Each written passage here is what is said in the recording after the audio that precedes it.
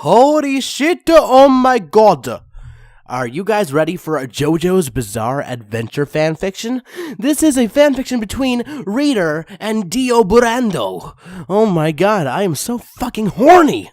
Oh my god! You wanna know the fucking things, the fucking genres, the fucking tags? It's Dio Brando, ex-reader, Dio Brander, hahaha, I'm an idiot, Dio Brando, reader insert, smut, virgin, sacrifice, vampire sex, master pet, loss of virginity. Great. Well, here we go. You were adorned in a simple, flowing dress, made of silk as fine as smoke. Semi-precious stones dangled from your ears, and a delicate chain dotted with seed pearls hung from your neck, long enough just to begin falling into your cleavage. Thin, hammered gold bangles tinkled with every movement, and winked from the slightest light. Never have you worn such finery in your entire life, nor would you ever again, for you were to die tonight by the hand of a vampire. It had only been a few months since the unearthly creature known as Dio came to reside near your village, but in that time he had hastily established himself as a terrible power, as invincible as he was cruel. The first time, he had casually attacked the innkeeper's wife, who had the misfortune to go outside gathering firewood. The story said he had let the woman see him, let her scream before he caught her and drained her blood slowly, not caring when others opened the doors at the noise and witnessed the monstrosity before them. He had smiled like a blood-gutted wolf, with lips stained red, continuing to suck the life out of the body even as the innkeeper ran at him with a wooden club. With a simple swipe, the club shattered like a bundle of straw, and the innkeeper split and peeled open from the shoulder to the waist, insides tumbling to the ground. Amidst the screams, his low chuckle echoed clearly. The message was clear. I don't need to run or hide from any of you. You are to me as rabbits are to the eagle. He had soon taken up residence in an old abandoned manse that once belonged to a wealthy lord who had long passed away. Due to the estate's remote location high in the mountains, access was difficult and risky, with narrow, rocky roads leading to the great house quickly falling into disrepair. No one had bothered approaching it since, and there was even less chance of that happening now, as every other plan to vanquish Dio had ended in failure, and the odd attempt at leaving the town met with the would-be escapees being turned into mindless zombies. Desperation took hold, and the idea of a sacrifice came forth. Drawing upon hearsay of ancient traditions, the town had gradually convinced themselves that surely offering something beautiful would grant them leniency from such evil. What an awful backhanded compliment for you to receive. Of course, you had refused, being just as frightened as everyone else, but as the town people cornered you, hands out like claws and showing none of the once friendly personalities you had known all of your life as your friends and neighbors, begging you to save them, asking if you were so horrible as to let them die. You must do this for us, your father, and I love you, but please do not be so selfish. You saw with sinking defeat that you were truly alone. With the solution to their problem seemingly at hand, the townspeople became invigorated and set to work in creating the most appetizing gift they could. Your miserable, despairing demeanor hardly made a dent in their collective enthusiasm and hope, and all you could do was numbly let yourself be washed from head to toe, hair combed free of every tangle, and skin scented in floral water. As a child, you had dreamed of looking so made up like this when you get married. Now, you can only view your dress as a funeral shroud. Once their offering was ready, a few of the men drove you up to the estate and left you at the entrance, warning you not to try to run away. still reeling from the sting of being abandoned. The idea had not even entered your mind, even when you saw multiple red eyes blink open in the shadows, and the snarling zombies attached to them descended to snatch you up. You did not fight. You had half expected the zombies to tear into you there and then, like a pack of wild dogs. But instead, they leapt up to the walls to the man's as easily as squirrels on a tree, and entered the open window of a grand bedroom, setting you down gently on the carpeted floor. The zombies then backed away and left through the way they came. You held your arms together tightly. A large fireplace was lit, providing the only illumination in the room. The back of the room was hidden in darkness, and just looking at it made you feel dizzy, as if it might swallow you whole. Well, well, well. What do we have here? You had never seen Dio before. Then again, very few had, and lived, to tell about it. They only spoke of his monstrous power and viciousness, the bone-chilling evil that encompassed all that he was. None of that had bothered to say that he had such a beautiful voice, deep and luxurious, nor had they said he was at all attractive. But even the most talented writer would have fallen short in describing him, you thought. He stood tall and shirtless with an elegant, well-muscled form, moving with the self-assured grace and posture of a dancer. It was hard not to stare at his chest, to wonder what it would feel like to touch it. His hair was a gleaming blonde, almost lit from within, so contrary to the darkness that he exclusively kept to, and his sculpted face was completely devoid of the slightest imperfections. He looked like an angel, or, more accurately, a god. His name was appropriate. He had materialized from the shadows and approached you like a wild animal nearing prey. Once in front of you, he stopped and crossed his arms, long fingers tapping against his face thoughtfully. Let me guess, he said. The town came up with the brilliant idea of offering a sacrifice to placate me, did they? You kept your eyes directed at the floor and nodded. A virgin sacrifice, perhaps. He drawled out the word with sarcastic enjoyment. You squeezed your arms tighter and lowered your head, hoping the firelight would hide the blush on your cheeks. To his eyes, it didn't. Dio chuckled, then reached out to grip your chin with his fingers. He had unusually long fingernails for a man that narrowed to dagger-like points. With only a bit of strength exerted, he forced you up to look at him. As far as gifts go, you are quite the appealing one, he observed, making no secret of his eyes roaming over your body. The dress you wore was sheer, more of a nightgown than a proper garment. Underneath it, you were naked. It was the sort of thing a woman would wear to show only her husband. You had not yet noticed that by clutching your arms you were pushing your breasts together and pulling the fabric taut over them. But Dio had.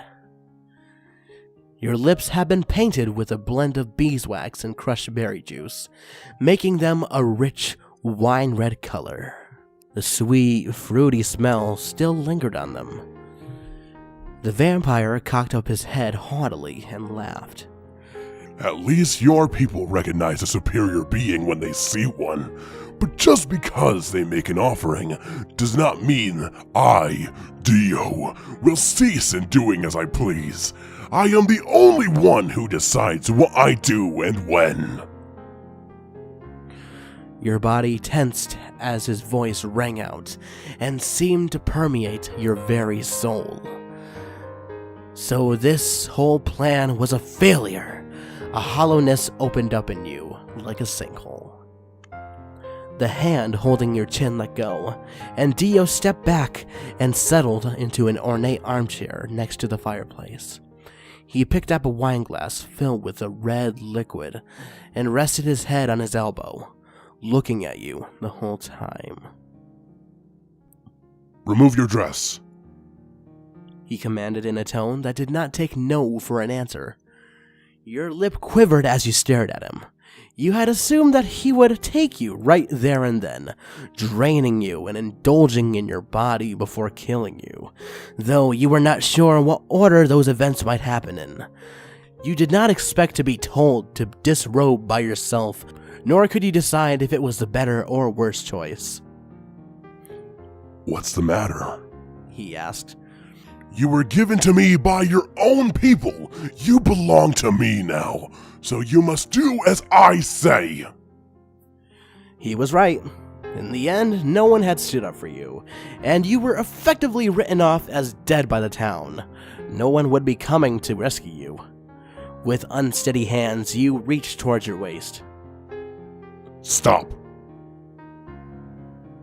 You froze in place. Look at me while you do it. Your heartbeat went faster, and you met his gaze.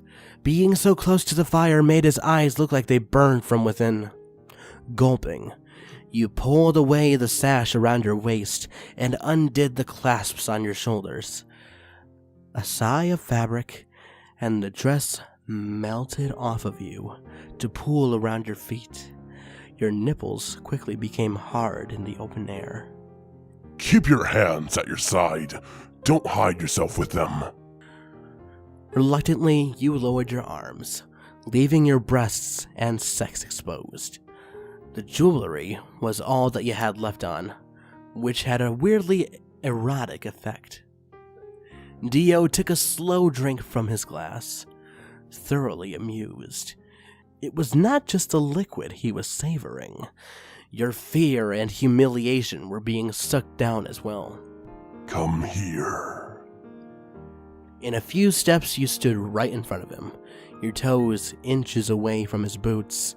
Even though you were standing and he was seated, you felt as low and insignificant as a mouse. I approve of the town's selection. Dio smiled after a while. Another sip, and the glass became empty. He returned it to the table, uncrossed his legs, and stood up again. Being this close to his broad, naked chest again made you shiver with something more than the cold. Well, for now, I suppose I'll have fun with my new toy. He reached out and cupped your breasts in his palms, making you nearly jump in surprise. The corner of his lip curled up at your reaction. He kneaded at the soft flesh expertly, his fingers working their way towards the peaks. Your lips parted and bitter tears fell from your eyes. Dio had picked up on the myriad of emotions visible in your expression. What are you thinking of now? He rolled your nipples between his fingers casually. Do you wish to go home? It took a moment to find your voice again, and you swallowed before speaking. No, you answered thinly. No? Do you not miss your family? You sharply inhaled. Your hands twitched. They were just as insistent that I do this as everyone else. I have no home to go back to, but you say that you will do as you want, which means you'll probably continue attacking them, so that makes me being here, my life, utterly pointless. The latter part of your sentence distorted as more tears welled up. Without warning, Dio pulled your face up to look at him and kissed you. Rather than be repulsed, you found the sensation to be incredibly pleasing.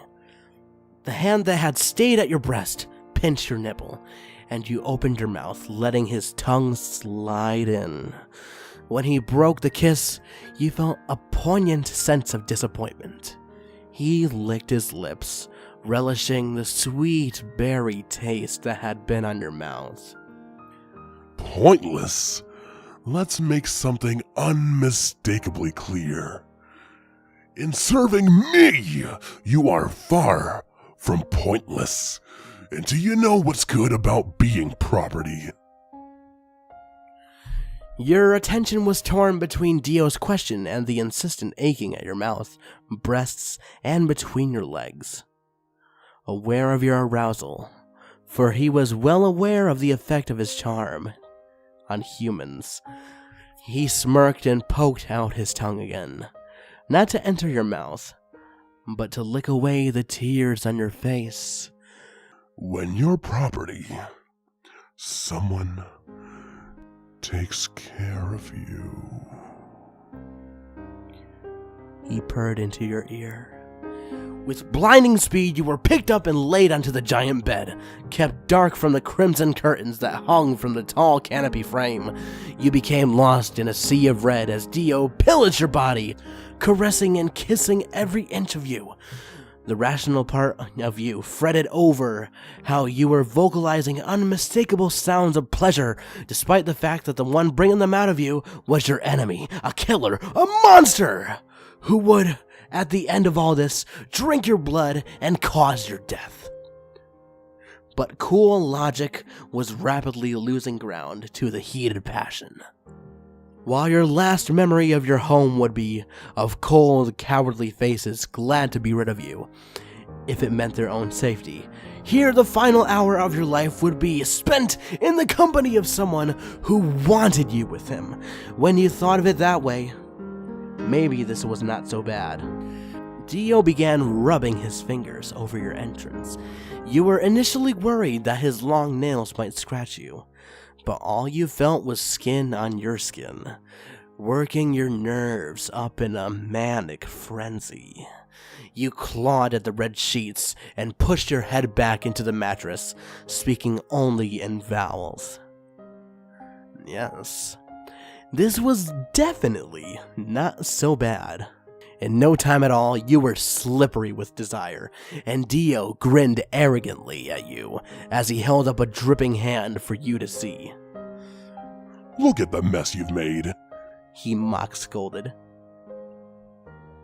He did not remove the rest of his clothing fast enough, you thought, when he positioned himself directly above and locked eyes with you. You found pleasure in watching and being watched alone. The brief, peaceful thought fled your mind instantly as he shoved into you, his cock breaking past your barrier and burying itself all the way to the hilt. You cringed and squeezed your eyes shut, trembling from the unfamiliar stretching inside your body, while Dio kept focusing on you and without pause began moving. It hurt sharply at first, and you were about to ask him to slow down, but the pain quickly subsided into a dull ache, then to a feverish ecstasy that you had been hoping would never stop. To make sure, you put that thought into words, begging him to keep going. Spurred on by your words, the sight of your breasts swaying, the musical sound of your jewelry tinkling, and the scent of your virgin blood, Dio sped up his thrusts. Unseen by you, his canines were elongating. New tears sprung from your eyes, but they were not from sorrow. The amount of sensation that Dio was evoking from you was so great that your body struggled to express a reaction equal to it. As much as you writhed, moaned, panted, and cried, you were still falling short in your praise. As you arched your back, two fangs sank in your neck. Yet even with the piercing pain cutting deep, and you being able to feel and hear him drinking from you, Dio did not relent from ramming his hips against yours, and none of it canceled out your delight. If anything, it seemed to amplify it, and your cries escalated to screams. You had never known this was how it could feel. No, that was wrong. No one could replicate this level of pleasure. This man was beyond humanity. The pitiful town and his people were right to be scared of him, and you were blessed to be taken by him.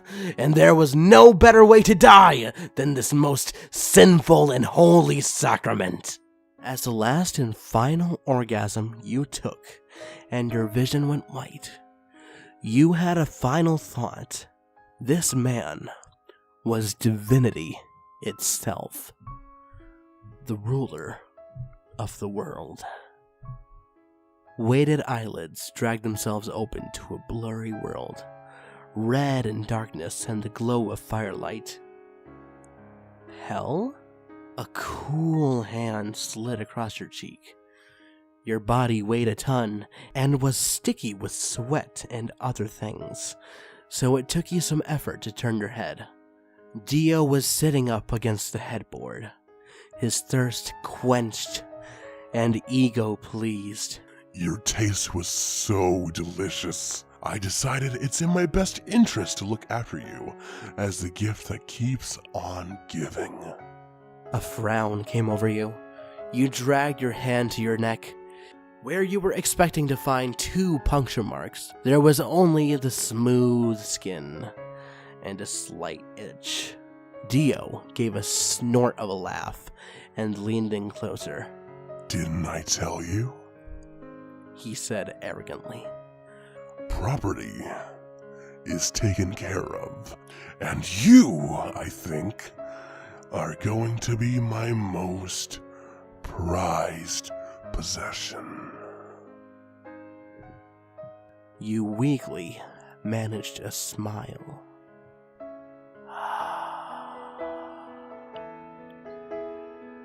Heaven.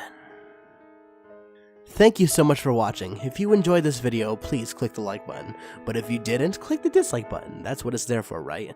But if you really enjoyed this video, you can do me a huge favor by clicking the subscribe button, sharing this video with your friends, and of course, checking out my other videos. Alright, fuck off. Oh, by the way, I love you.